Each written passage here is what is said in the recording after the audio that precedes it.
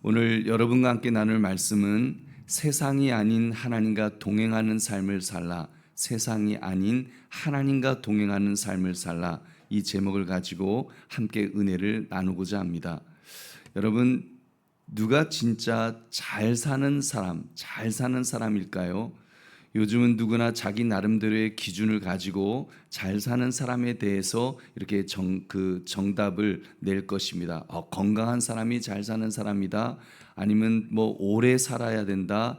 돈을 많이 벌어야 된다. 이런 그 기준들을 가지고 누구는 잘 산다. 누구는 못 산다. 이런 말을 할 것입니다. 그런데 오늘 성경을 보니까 900년을 넘게 산 사람들이 오늘 아주 오래 사는 사람이 잘 사는 사람이면 여기는 그냥 잘 사는 사람이 줄줄줄줄 있습니다. 900년 넘게 산 사람들이 있죠.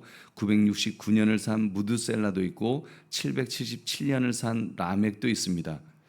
여러분, 하지만 우리가 가장 인상 깊게 기억하는 사람은 고작 365년을 산 한 사람이 나옵니다. 그의 이름은 에녹입니다. 성경 그를 이렇게 증언합니다. 창세기 5장 24절 보면 에녹이 하나님과 동행하더니 하나님이 그를 데려가심으로 세상에 있지 아니하였더라. 여러분, 이렇게 볼 때 우리 에녹, 정말 죽음을 보지 않고 하나님을 만난 사람이구나, 우리 그렇게들 생각하는데, 만약에 이렇게 본다면 오래오래 길게만 사는 삶이 진짜 잘 사는 삶일까요? 아니면 에녹처럼 하나님과 동행하는 삶이 진짜 잘 살았던 그런 삶일까요? 여러분, 이 질문에 대한 답을 찾아서 창세기의 족보를 살피심으로 은혜를 나누시기를 주님의 이름으로 축원합니다. 세 가지를 살펴보겠습니다. 첫째, 약하지만 잘 사는 사람을 발견하게 됩니다. 굉장히 연약한, 정말 연약했지만 잘 사는 사람이 나옵니다. 세상은 우리에게 강해지라고 말합니다. 스스로 유능함을 증명하고 자기 이름을 높이라고 부추깁니다. 마치 도시를 세우고 철기 문명을 일으켰던 가인의 후손들처럼 말입니다. 어제 우리 다루었던 가인의 후손들, 그들은 도시를 세웠고 악기를 만들었고 철기 문명을 일으켰습니다. 아주 유능하고 아주 잘 사는 사람처럼 보일 것입니다.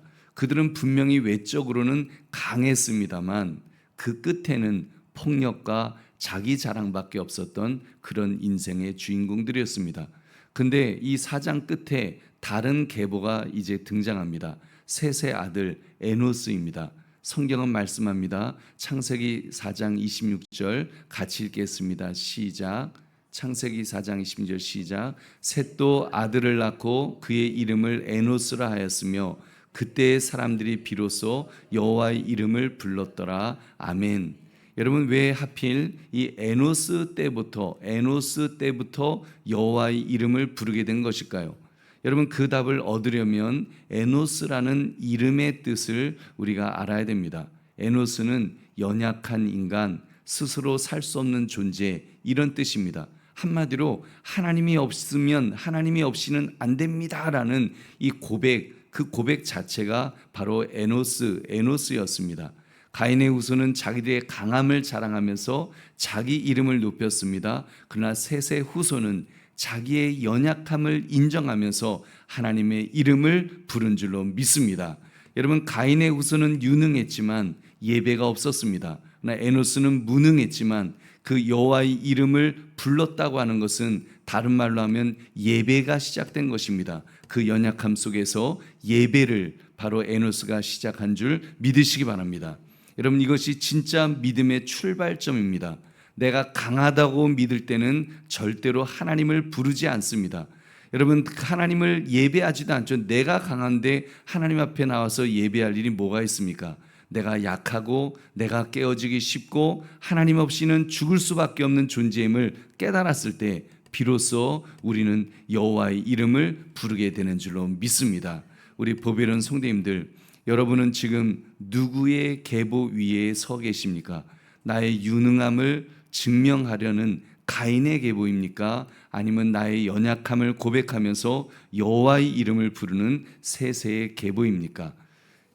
여러분, 그렇습니다. 하나님과의 동행은 내 힘을 자랑할 때가 아니라 내 힘을 다 빼고 주님 앞에 두 손 들 때 시작되는 줄로 믿습니다. 주님, 저는 연약합니다. 주님 없이는 살 수 없습니다. 이 고백이 바로 세상의 길을 등지고 주님과 함께 걷는 첫 걸음인 줄로 믿습니다.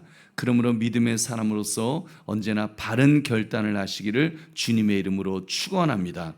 두 번째, 하나님과 동행하는 삶이야말로 가장 잘 사는 비결입니다. 여러분, 우리는 끊임없이 무언가를 이루어야 한다는 압박 속에서 살아갑니다. 더 나은 성과를 얻어야 된다, 더 높은 자리에 올라야 된다, 더 많은 소유를 가져야 된다. 세상은 우리의 인생을 그러한 업적들을 가지고 인정해 주겠다고 이렇게 압력을 넣습니다. 근데 여러분, 한 사람에 대한 평가, 오늘 성경에 나오는 한 인물은 그 평가의 기준이 달랐습니다. 그는 바로 에녹입니다. 여러분, 성경은 그를 가리켜서 의롭게 살았다, 착하게 살았다, 그런 그의 업적에 대해서 평가하는 내용이 없습니다. 그보다 더 중요한 표현을 쓰고 있습니다. 하나님과 동행했다. 하나님과 동행했다. 여러분, 이것은 굉장히 우리가 생각했던 기준과는 많이 다르죠. 여러분, 하나님께서 가장 기뻐하시는 인생은 여러분 세상이 인정하는 화려한 이력서가 아니라는 말씀입니다. 여러분, 하나님과의 동행, 아침에 주님과 눈을 맞추고 고단한 하루의 삶을 주님께 아뢰고 잠들기 전에 그분의 임재 안에 평안을 누리는, 그렇게 주님과 함께하는 시간을 가지는 사람, 그런 친밀하게 주님과 관계 가깝게 지내는 사람, 여러분, 그 사람을 하나님은 가장 기뻐하시는 줄 믿으시기 바랍니다. 여러분, 너무 참 어이없죠. 뭔가 의롭게 살고 뭔가 착하게 살고 그게 아니라 그냥 하나님과 동행했대요. 하나님과 친하게 지냈는데 여러분, 하나님은 에녹을 가장 귀하게 여기신 줄 믿으시기 바랍니다. 그렇습니다. 하나님은 우리에게 외롭지 않은 삶을 약속하신 것이 아닙니다. 사실 믿음의 사람의 인생 여정은 굉장히 외롭습니다. 아브라함은 혼자 고향을 떠나야 되고, 야곱은 형 에서를 피해서 베델에서 돌베개를 베고 외롭게 잠을 청했죠. 그리고 모세는 광야 40년을 얼마나 외롭게 살아야 했습니까? 그러나 그들은 혼자 걷지는 않았습니다. 하나님이 함께 하셨습니다. 여러분, 정말 에녹이 하나님과 동행한 것처럼 하나님의 사람은 하나님과 함께 동행하는 자들인 줄로 믿습니다. 여러분, 그러니까 삶의 목적은 의로워지는 것이 아니어야 합니다. 그 삶의 목적은 하나님과 함께 있는 것인 줄로 믿습니다. 그래서 하나님이 그를 기뻐하셨고, 에녹을 보면 그를 기뻐하셨고, 죽음을 보지 않고 데려가신 줄로 믿습니다. 할렐루야. 우리 보배는 성도님들, 여러분의 신앙은 지금 어디를 향하고 있다고 판단되십니까? 더 나은 사람이 되기 위한 종교 활동입니까? 아니면 살아계신 하나님과 함께 걷는 동행을 사모하십니까? 언제나 에녹처럼 하나님과의 동행, 하나님과 동행하는 삶을 사시기를 주님의 이름으로 축원합니다. 세 번째로, 하나님과 동행할 때 저주 속에서 위로를 발견하게 됩니다. 여러분, 이 위로의 약속은 라멕이라는 사람을 통해서 선포되었습니다. 여러분, 그 이름 낯설지 않으실 것입니다. 바로 우리가 어제 앞장에서 가인의 족보에도 똑같은 이름의 라멕이 있었기 때문입니다. 이 둘은 이름만 같을 뿐 동명이인이지 하늘과 땅처럼 다른 삶을 살았습니다. 가인의 후손 라멕은 교만과 폭력의 노래를 불렀다 그랬습니다. 나의 상처로 말미암아 내가 사람을 죽였고 그 라멕을 위하여는 벌이 77배일지로다 하면서 아주 그 잔인한 사람, 그런 사람이라고 한다면, 오늘 본문에 등장하는 셋의 후손 라멕은 전혀 다른 노래를 불렀습니다. 그는 칼의 노래가 아니라 위로의 노래를 불렀습니다. 그는 저주받은 땅을 바라보면서 이제 그 노아의 홍수로 이 세상이 멸망되게 될 그 저주받은 땅을 바라보면서 자신의 힘으로 막 복수하겠다, 내가 저 세상을 향하여 어떻게 하겠다, 그렇게 말하지 않았습니다.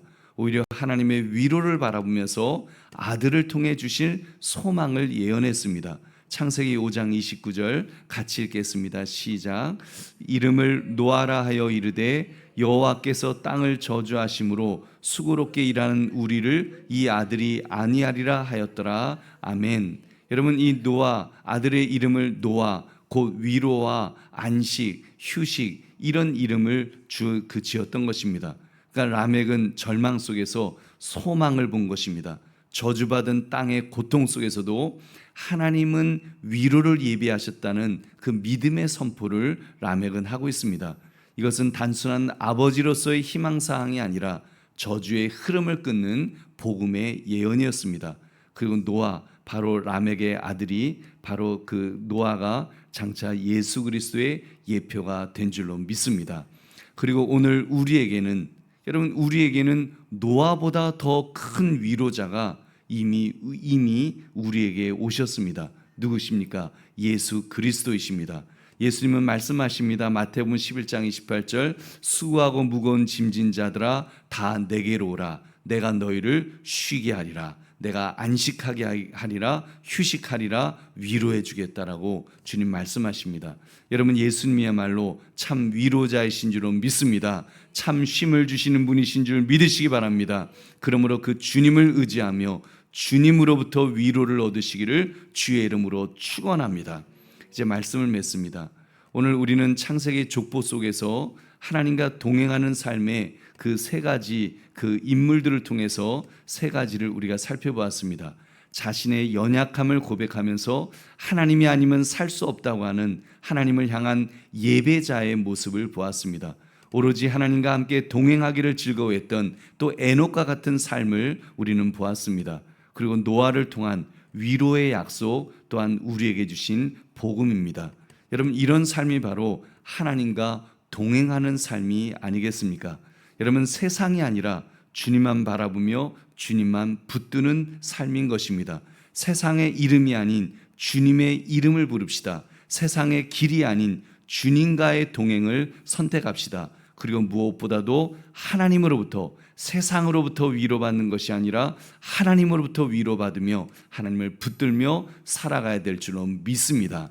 그러므로 세상이 아닌 하나님과 동행하는 삶을 살라, 이 제목처럼 하나님과 동행하는 삶을 살아가시는 저와 여러분 되시기를 주의 이름으로 축원합니다. 우리 기도하겠습니다.